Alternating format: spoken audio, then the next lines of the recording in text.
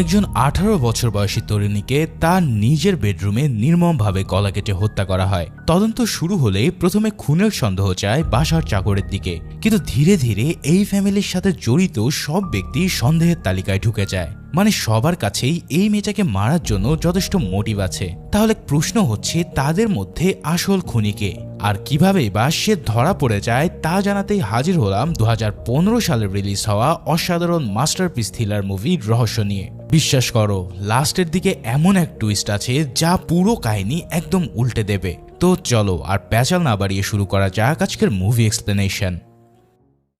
মুভির শুরুতেই মুম্বাই শহরের একটা অ্যাপার্টমেন্টের দৃশ্য দেখতে পাই।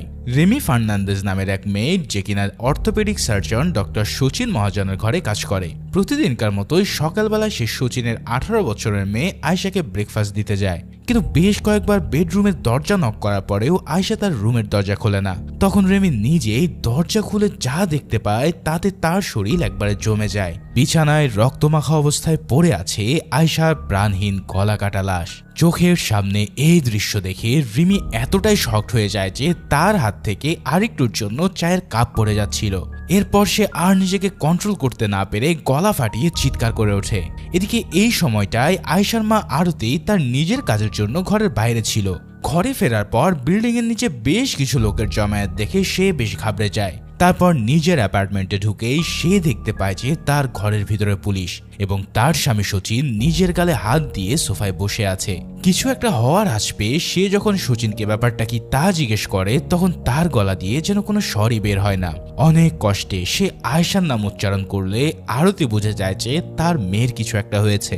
সাথে সাথে সে দৌড়ে আয়শার রুমে ঢুকে যা দেখতে পায় তাতে তার পৃথিবীটাই যেন থমকে যায়। কিন্তু এরকম শক অবস্থাতেও পুলিশ কনস্টেবলরা তাকে রুমের বাইরে নিয়ে আসে।